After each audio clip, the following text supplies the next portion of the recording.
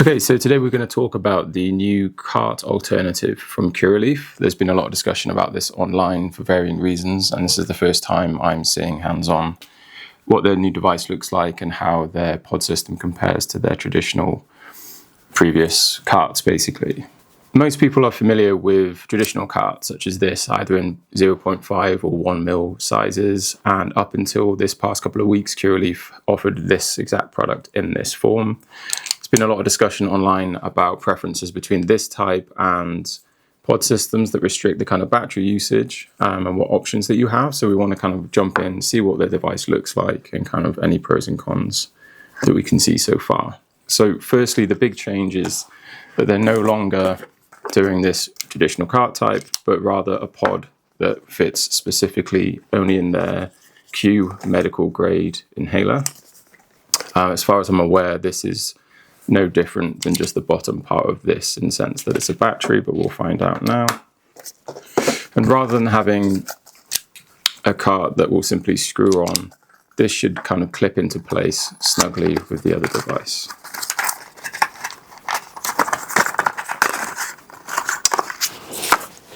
So here you can see the new pod system. Much like the old cart type, you can see the extract inside, which I believe is distillate with this particular option. On the other side, interestingly, inside is all the medical information that's required, which is quite handy because I did find that the previous label was kind of rubbed off after a little bit of time and they catch and stuff, whereas it's nice to have that finished there. And as you see, there's the contacts at the bottom, much simpler, quite easy to just kind of push in as a snug fit, I imagine, into the pod system. Not too sure how easy it's going to be able to see what's left in your cart, in the pod, but I'm assuming it will just gather and you'll be able to see it down at the bottom. And it looks like quite a sizable mouthpiece there, so we'll be interested to see how that draws compared to a traditional cart. So let's look into the Q device.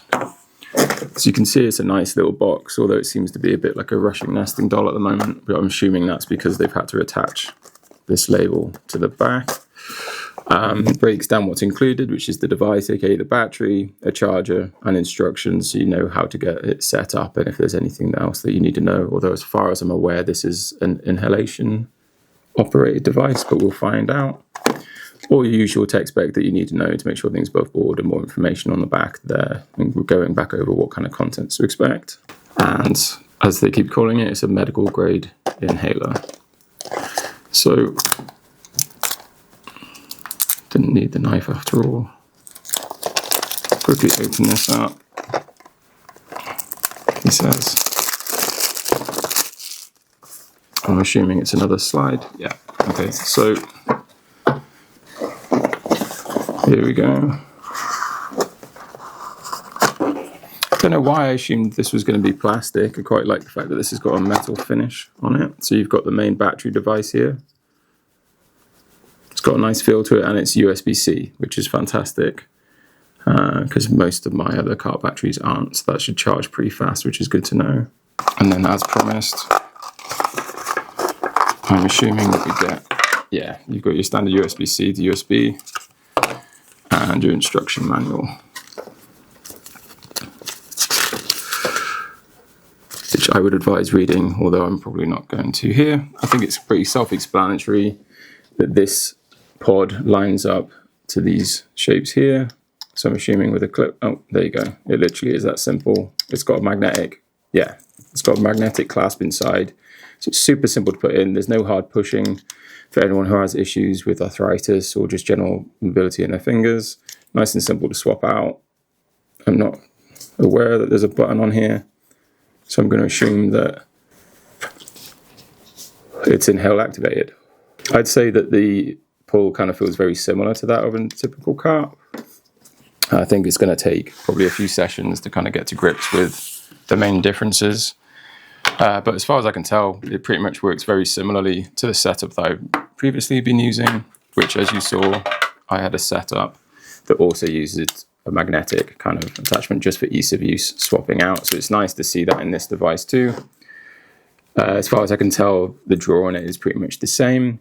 And I like the fact that it's USB-C, to be honest. In terms of the controversy around these, obviously a lot of people have their preferences with batteries, what they can do, how complicated they are in terms of variable voltage, preheat functions like the Yocans, or knowing a brand like C-Cell. So I can understand how some people are upset that by forcing you to buy a pod that only fits their device, they're kind of like making you settle for having something without those options. But I don't know if in the future they will be offering perhaps like a variable voltage option with preheat. Who knows? This is very new. I can see the pros to it. It is good quality. Initially, I thought this was going to be plastic, and yeah, it seems to hold up well. The silo does have a bit more weight to it, but in terms of the actual outside, the finish is pretty much almost identical. Mouthpiece is much larger on this one. Excuse this dirty one. And it probably takes up a similar amount of space in your pocket. So yeah, I think overall first impressions are pretty good. For someone who's used carts for years, I think this is something that is pretty simple for beginners or people who just need something that's quick and easy and just simply works. So far, I do appreciate why people would prefer to have their own options and giving this a bit of negativity. However, as far as it being the end product, it is a solid product. It works just as well as an M3 or an M4 C-Cell. And if anything, it's a bit better because it will fit in your pocket a little bit easier.